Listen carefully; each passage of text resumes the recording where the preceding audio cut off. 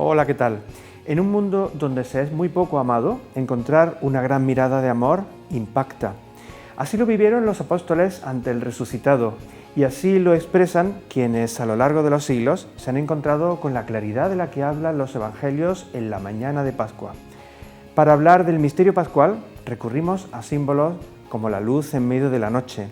El alcance de este misterio, el de la Pascua, no es solo para unos pocos, sino que se extiende al mundo entero, llamando de algún modo a una renovación de toda la creación, y así se vive en la liturgia. Una celebración de Pascua que se celebra también en las zonas más castigadas, como nos contarán hoy desde la comunidad del Carmelo en Ucrania. Es una celebración, la Pascua, que sigue siendo el fundamento de nuestra fe, y es que Cristo ha resucitado. Comenzamos.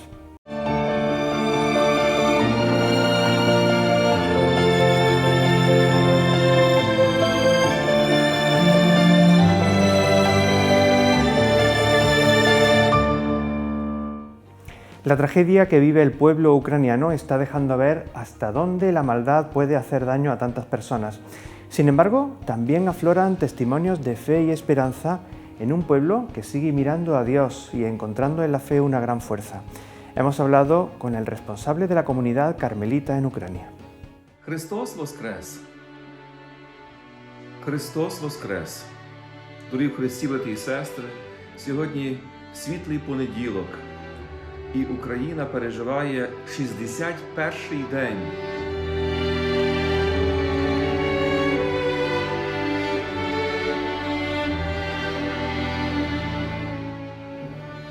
La Pascua llega a Ucrania con el sonido de fondo de las sirenas y de las bombas. Allí la Iglesia sigue presente para transmitir esperanza ahora más que nunca, como nos cuentan desde la comunidad carmelita. Soy padre Józef Kucharczyk, carmelita descalzo. Soy sacerdote ya 15 años. Últimos 8 años trabajo en Ucrania. Aquí en Ucrania tenemos 3 comunidades. En Kiev, la capital, en Berdychiv, es un santuario nacional de la Virgen, y también una pequeña casa de oración de retiros cerca de Zhytomyr. Aunque esta comunidad está presente en este país desde hace más de 3 décadas durante los tiempos del comunismo, los carmelitas llegaron a Ucrania en el siglo XVII. El padre Josef lleva 6 años como responsable carmelita en el país. Aprendió español en Ávila y en Caravaca de la Cruz, 2 centros de referencia de la orden por su vinculación con Santa Teresa de Jesús y San Juan de la Cruz. El inicio de la guerra le sorprendió como capellán de una comunidad de religiosas descalzas en Kiev, quienes ante el temor por la crueldad de los invasores decidieron protegerse en Cracovia. Yo después de esta salida, yo me agregué a la comunidad nuestra de los frailes, también en Kiev. Vivimos 2 carmelitas descalzos en una pequeña parroquia de la Exaltación de Santa Cruz. Pocos pensaban que podría ocurrir la tragedia que ahora están viviendo y que afrontan del mejor modo que pueden, al mismo tiempo que son testigos de una gran fe entre el pueblo. Es un tiempo muy difícil, ¿no? Nadie de nosotros está preparado para un tiempo de guerra. Durante el seminario nadie nos da unas lecciones cómo vivir, cómo servir durante la guerra. Tienes que aprenderlo tú mismo cuando ya viene este tiempo muy difícil.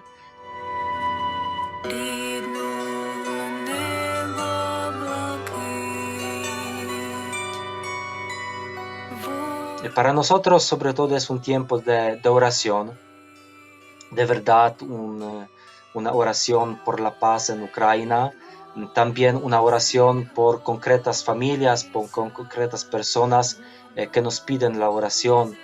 Oíamos frecuentemente, ¿no? El bombardeo, eso ya era como un sonido muy, muy familiar, si se puede decir así. Al principio se dormía muy mal, al principio sentíamos este miedo, cada uno de nosotros, pero después te acostumbras.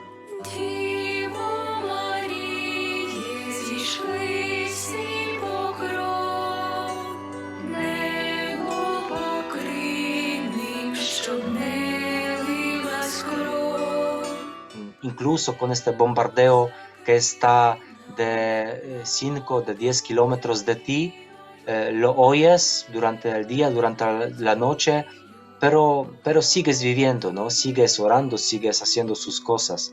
Lo mismo las personas. Al principio a la misa venía 2, 5 personas de nuestra parroquia, todos escondidos en búnkeres, todos escondidos en sus casas. Pero después recuerdo el cuarto domingo de Cuaresima, el quinto domingo de Cuaresima, ya empezaron a venir. Incluso durante el bombardeo, incluso durante este sonido de bombardeo, la gente venía para orar con esta necesidad de oración de la comunidad creyente, ¿no? También oímos muchas preciosas confesiones durante este tiempo. Se notaba que mucha gente que vivía un poquito lejos del Señor, un poquito lejos de la iglesia, en este tiempo de guerra vuelven para reconciliarse, para de nuevo encontrarse con el Señor. Como la Santa Carmelita Edith Stein o Teresa Benedicta de la Cruz, el Carmelo en Ucrania ofrece sus vidas en medio de la gran oscuridad que ahora están viviendo. Ella también vivía este difícil tiempo de guerra, de persecución y al final de una muerte terrible en Auschwitz. Y ella nos dio mucho ánimo para una oración y también para dar sentido al sufrimiento. Encontré un texto precioso de ella de junio de 1941, me parece, antes de su muerte. Ella escribió que está dispuesta a hacer lo que Dios quiere, vivir muy largamente o morir, pero también dice unas frases muy preciosas, que si Dios quiere llevarle ahora de esta vida, ella quiere dar un sentido profundo a este sufrimiento y a esta muerte. Y escribe una larga litanía, se puede decir, pidiendo por la gloria del Señor, por la gloria y la conversión del Carmelo, de sus comunidades. Para mí eso era un texto muy, muy así valiente y muy sabio, ¿no? Muy sabio, dar el sentido del sufrimiento, porque se puede sufrir en nuestra vida sin sentido, ¿no? Sin sentido. Ella ya adelanta este momento de su sufrimiento, dándole el sentido en las manos del Señor. Un sentido que se alimenta de la fe vivida en estos tiempos fuertes de fe. Sobre todo durante la Cuaresima, este tiempo de la espera al Señor resucitado, esta frase muy corta con las que el Señor invitó a los discípulos, ¿no? Ucraniano es mir vam, la paz con vosotros, ¿no? La paz con vosotros. Un deseo de paz que durante la Semana Santa han podido compartir con el Padre General, que ha viajado hasta Ucrania para acompañarles. Con el sonido de las sirenas. Saludos de Kiev. Tenemos Padre General con nosotros, todos muy, muy contentos. Y yo más contento que ellos. No sé si tanto, pero sí, estamos muy contentos. Acabamos de salir de la Catedral de Kiev y después del encuentro con nuestro obispo Vitali. Muy amable, muy agradable el obispo, y hemos asegurado la oración del Carmelo por toda la Iglesia de Ucrania, y como una unidad, como todos muy en comunión en este momento. Y ahora hemos salido de la catedral de rezar, está la gente orando, y mientras salimos suenan las sirenas. Seguimos orando y celebraremos la vigilia pascual esta tarde. ¿A qué hora? A las 4. A las 4 celebraremos la vigilia pascual con toda la orden. Os tendremos presentes a todos y estamos en profunda comunión. La presencia del Padre General, esto fue un regalo para nosotros y para la gente en nuestras parroquias, en Berdychiv, en Kiev, en Gvozdava, porque mucha gente lo lo sentía como como un signo de esperanza, ¿no? Que nosotros no estamos solos aquí en Ucrania, en nuestras parroquias. Viene un padre general diciendo que todo el mundo está con vosotros, todo el mundo está orando por vosotros, por la paz. Pero también el padre general ha dicho que no solamente él algo trae a nosotros, pero también él quiere coger de Ucrania, del pueblo ucraniano, esta valentía y esta fe en Cristo resucitado. Teníamos con Padre General un domingo de resurrección muy especial, porque podíamos visitar todos estos lugares cerca de Kiev, donde la gente sufría más de todo, ¿no? Bucha, Borodianka, Irpin, Vorzel. Veíamos con sus propios ojos estos edificios, algunas historias y sobre todo esta tumba, como mi padre general ha dicho, esta tumba de nuestro siglo, de este año, tumba de Cristo en Bucha, donde en esta fosa común enterraron mucha gente civil de este pueblo. Mañana pueden volver los rusos, eso es posible, pero hoy sentimos esta alegría un poquito de volver a una vida normal, y para nosotros es un signo de resurrección, un signo así muy fuerte y muy vivo.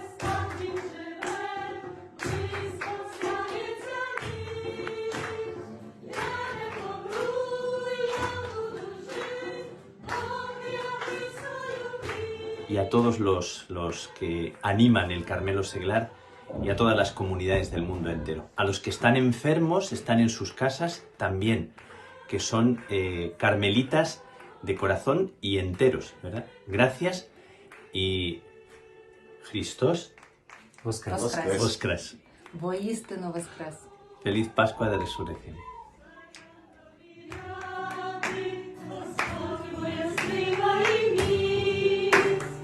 Existe una gran preocupación en todo el mundo por la situación del pueblo de Ucrania. Muchas religiosas están ayudando en la acogida a refugiados. Nos habla de ello la responsable de la Unión Internacional de Superioras Religiosas, que en unos días vivirán una importante asamblea en Roma. La Unión Internacional de Superioras Generales vive este año un periodo de Asamblea General. Coincide con el Sínodo y con la guerra en Europa, un fenómeno que, según su presidenta Jolanta Kafka, también ha sacado fuera lo mejor de muchas personas en la acogida.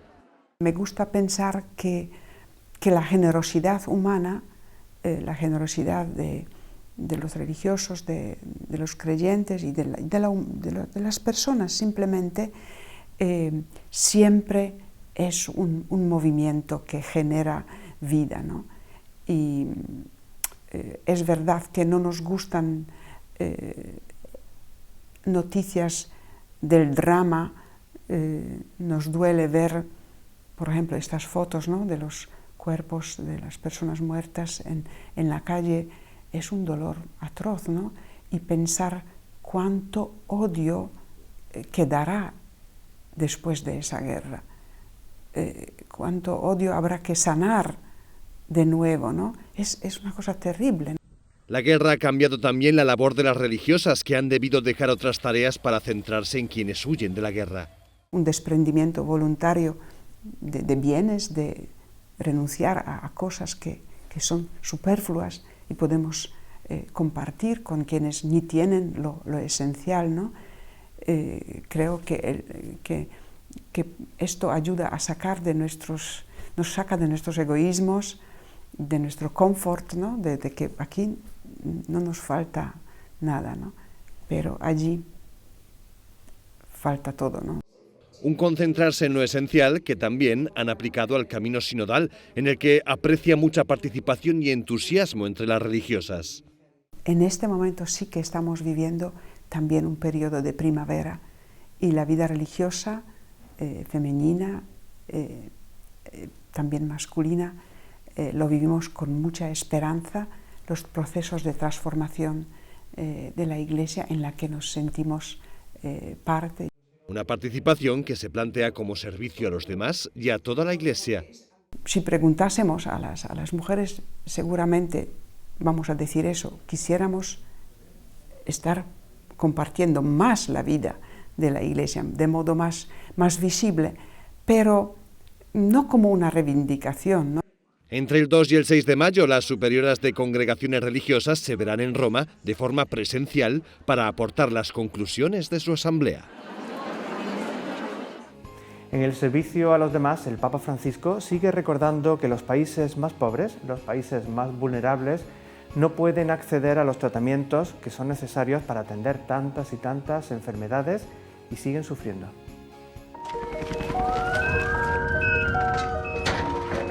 Recemos este mes por el personal sanitario.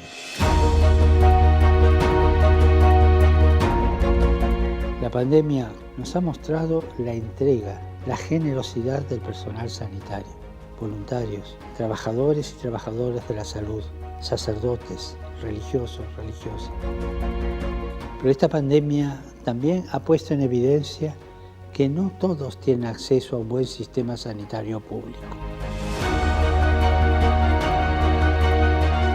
Los países más pobres, los países más vulnerables no pueden acceder a los tratamientos necesarios para atender tantas y tantas enfermedades que siguen sufriendo. Muchas veces esto se debe a una mala administración de los recursos y a la falta de un compromiso político serio. Por eso quiero pedir a los gobiernos de todos los países del mundo que no olviden que un buen servicio sanitario accesible a todos es una prioridad. Pero también quiero recordar que el servicio sanitario no es solo una organización, sino están los hombres y mujeres que dedican su vida a cuidar de la salud del otro y que han dado durante esta pandemia la vida por ayudar a recuperarse a tantos enfermos. Recemos para que el compromiso del personal sanitario de atender a los enfermos y a los ancianos, especialmente en los países más pobres, sea apoyado por los gobiernos y las comunidades locales. Hemos escuchado esta petición del Papa Francisco, el sucesor de Pedro. Durante el tiempo de Pascua cobra un gran protagonismo la lectura de los Hechos de los Apóstoles. Este domingo la figura de Pedro emerge con una declaración de total confianza en Dios. Oímos ahora a don José Manuel Lorca Planes.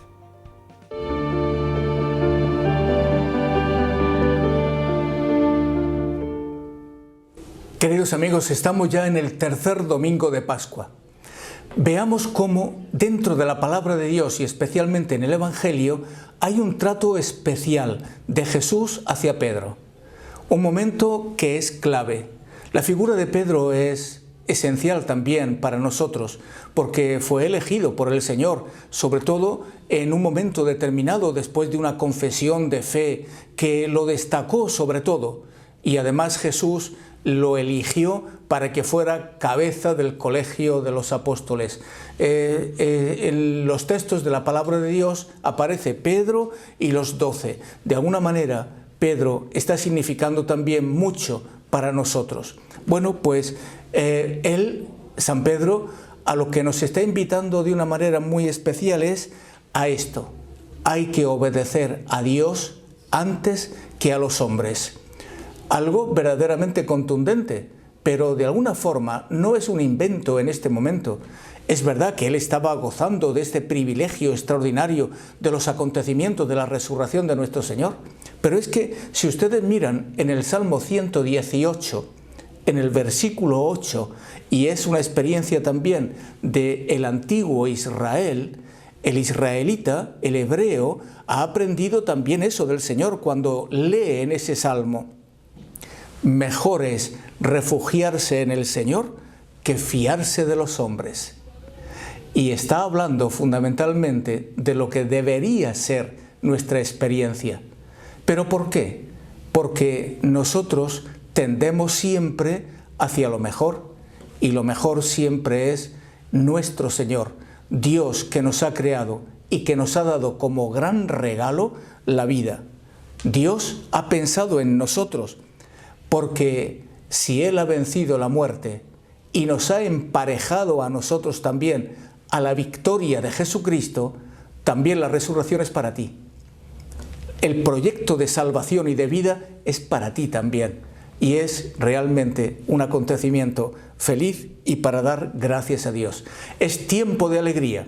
Lo estamos viendo en estos domingos de Pascua, donde veremos las apariciones de Jesús, donde veremos cómo el Señor va confirmando en la fe a sus discípulos. Y eso es lo que hace Pedro. Él fue llamado por el Señor a confirmar a sus discípulos en la fe. Escuchad el Evangelio y ved qué descripción más bella y más tierna tiene el diálogo de Jesús con Pedro. Lo que le está pidiendo es: confirma a tus hermanos en la fe. Esa es la misión de Pedro. Y a eso es a lo que tenemos que, de alguna manera, llegar. Fiarnos de Dios y fiarnos también de la palabra del Señor a través de Pedro. ¿Y quién es Pedro para nosotros? Hoy Pedro es el Papa Francisco. El Papa Francisco es el que ahora mismo nos aúna a todos, nos está llamando a la sinodalidad. Ved que hemos participado en los grupos de trabajo para la preparación del sínodo, hablando de la experiencia que tenemos de la vida en la Iglesia y de lo que nos supone, de hecho, una llamada a la comunión, al servicio, a seguir trabajando por el reino de Dios.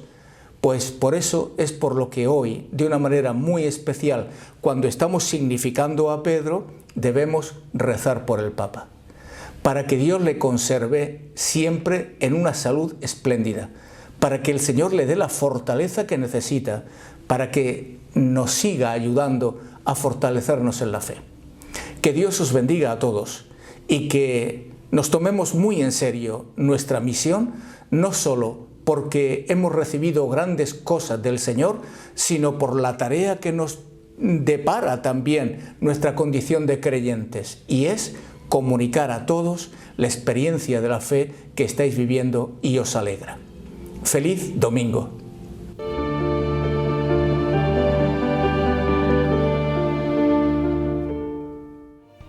Estamos llamados a vivir nuestra fe con la alegría y la luz de la resurrección. En Caravaca de la Cruz miran ya al año 2024, año jubilar. Se ha presentado la nueva imagen con la Veracruz y la luz como protagonistas.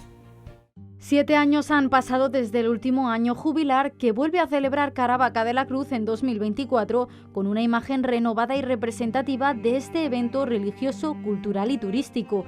Sector público y privado impulsan este evento tan significativo. Entre sus patronos, la Fundación Universitaria San Antonio y el Obispado. Es una oportunidad que tenemos para renovar también nosotros esta tradición y esta herencia que hemos recibido. Ojalá que el 2024 sea un año espléndido, sea una oportunidad maravillosa. Vamos a poner todos los 5 sentidos para que pueda llegar a más gente. La cruz de Caravaca, símbolo de la ciudad, del camino y de la devoción religiosa, será el elemento principal de la imagen del año jubilar 2024, donde destacan 2 conceptos claves: continuidad y luz.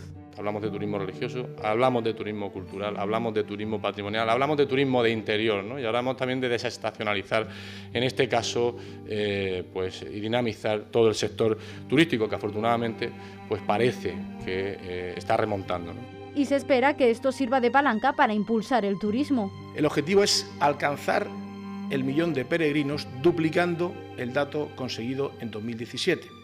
Y para ello será determinante el papel que va a jugar el Camino de la Veracruz, un camino de 900 kilómetros que recorre 5 comunidades autónomas y del que forman parte más de 90 municipios. Un camino que va a impulsar el turismo cultural. Durante la presentación del logotipo del año jubilar también se ha anunciado que se triplicará el número de kilómetros señalizados de los caminos de peregrinación.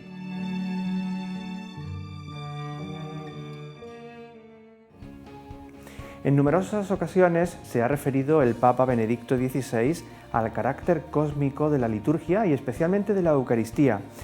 Trasladando esta reflexión al lenguaje audiovisual, se ha estrenado en cines un documental que, a través del simbolismo de las imágenes y la aportación de voces, de testimonios y expertos, intenta contar la misa de un modo original. Se trata de El beso de Dios. Hemos hablado con su director.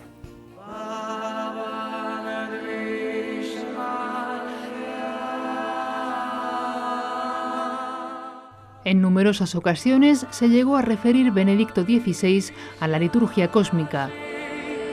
Con lo sguardo c'era un grandissimo amore. In un mondo dove si è pochissimo amati, encontrar uno sguardo di grande amore colpisce. Yo creo que lo de la mirada sí que él y yo coincidíamos en un concepto que Benedicto XVI lo nombró de una forma muy exacta, que él en esa precisión matemática como buen alemán e intelectual que tiene, que la verdadera misa, la verdadera liturgia es cósmica, ¿no?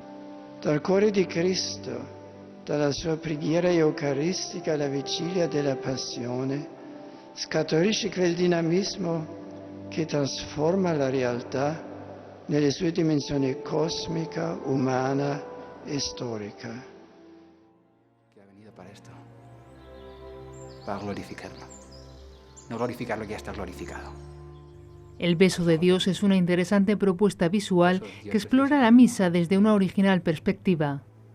Necesitados, pobres, mendigos, cojos, leprosos, prostitutas, ciegos. Un proceso de conversión personal está en el origen del proyecto. Cuando leí en Jesús, el que come mi carne y bebe mi sangre permanece en mí y yo en él, para mí fue como la forma de volver a ir a misa con la fe puesta en Jesús y ya no en mis dudas humanas de si la iglesia, de si no sé qué. Pues conocí a José Pedro Manglano en ese momento y él tenía como una inquietud grande de hacer un documental sobre la misa, ¿no? Se junta mi experiencia de vida fuerte con la misa real, con mi sueño de hacer cine y el sueño de Josepe de hacer un documental sobre la misa que llevaba ya como 10 años queriendo hacer algo así. Elementos naturales que adquieren un significado sagrado. Pues por ejemplo, el agua como símbolo de la gracia, ¿no? Pues que yo creo que la Biblia en realidad está llenísima de un lenguaje poético hiperelevado, ¿no? El agua en toda la Biblia, pues el bautismo. Mentre stava mangiando, Gesù prese il pane, fece la preghiera di benedizione, poi lo spezzò, diede ai suoi discepoli e disse: Tomad y comed todos de él, porque esto es mi cuerpo, que será entregado por vosotros.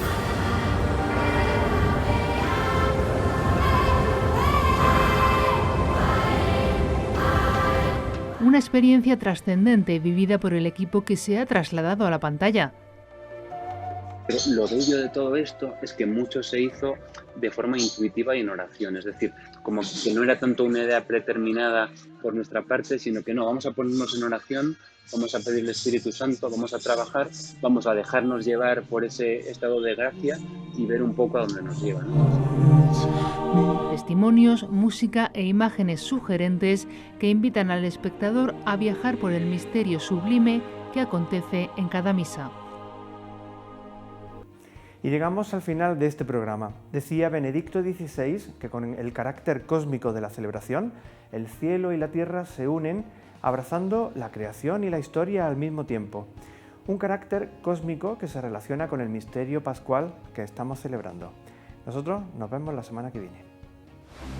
If people would just come to Mass 10 minutes early and just recollect themselves, meditate upon what's about to happen, if they just stayed after Mass for 10 minutes and just really rested in the love of God and just really thank God for the gift He just gave them. If I told you, down in that church, 4 o'clock today, Jesus is going to be there.